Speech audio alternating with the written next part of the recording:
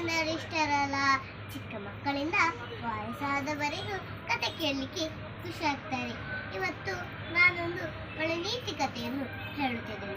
ಒಂದು ಪುಟ್ಟ ಹಳ್ಳಿ ಇತ್ತು. ಅಲ್ಲಿ ಒಂದು ಪ್ರಾಥಮಿಕ ಶಾಲೆ ಇತ್ತು. ಆ ಶಾಲೆಯಲ್ಲಿ ಶಂಕರಪ್ಪ ಅನ್ನೋ ರಮೇಶರು ಇದ್ರು. ಅವರು ತುಂಬಾ ಒಳ್ಳೆಯವರಾಗಿದ್ರು.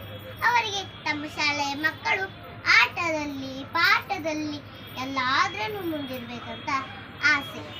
ಮಕ್ಕಳಿಗೂ ಅವರನ್ನು ಕಂಡರೆ ತುಂಬಾ ಇಷ್ಟ. ಅವರಿಗೆ ಒಬ್ಬ ಮಗ ಇದ್ದ.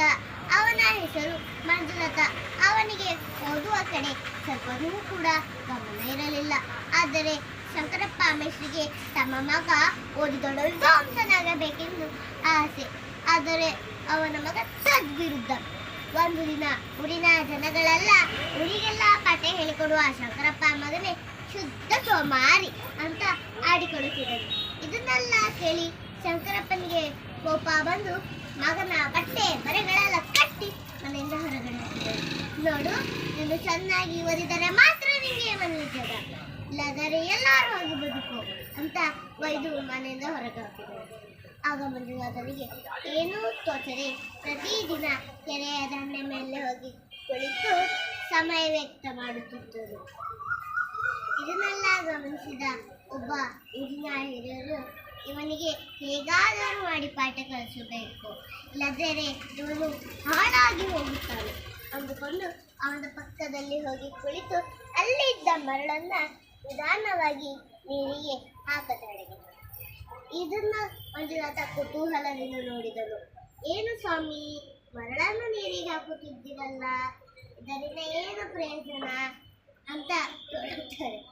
ಅದು ಹಿರಿಯರು ಹೇಳ್ತಾರೆ, ನೋಡು, ನಾನು ಮರಳನ್ನು ನೀರಿಗೆ ಹಾಕಿ ಸೇತುವೆ ಕಟ್ಟಬೇಕು.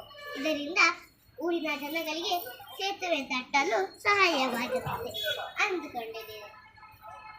ಆಗ ಮಂಜುನಾಥ ಹೇಳ್ತಾರೆ, ಏನು, ನೀವು ಮರಳನ್ನು ನೀರಿಗೆ ಹಾಕಿ ಸೇತುವೆ ಕಟ್ಟುವ, ಇದೇ ಸಾಧ್ಯ ಅಂತ ಕೇಳುತ್ತಾರೆ.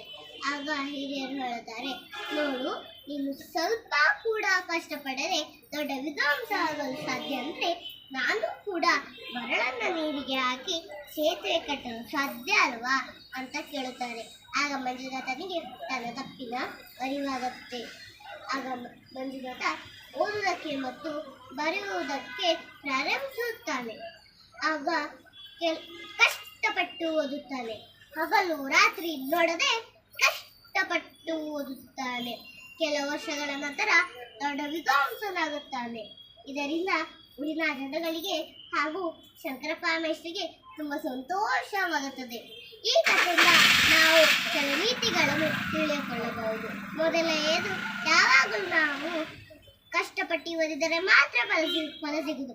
ಎರಡನೆಯದು, ಯಾವಾಗಲೂ ನಾವು ಸಮಯ ವ್ಯಕ್ತ ಮಾಡಬಾರದು. ಮೂರನೆಯದು, ತಂದೆ ತಾಯಿ ಹಾಗೂ ಗುರು ಹಿರಿಯರ ಮಾತನ್ನು ಕೇಳಬೇಕು. ಅವರು ಯಾವಾಗಲೂ ನಮ್ಮ ಒಳ್ಳೆಯದನ್ನು ಬಯಸುತ್ತಾರೆ. ಹಾಗಾಗಿ ನಾವು ಅವರ ಮಾತನ್ನು ಗೌರವಿಸಬೇಕು. ಧನ್ಯವಾದಗಳು.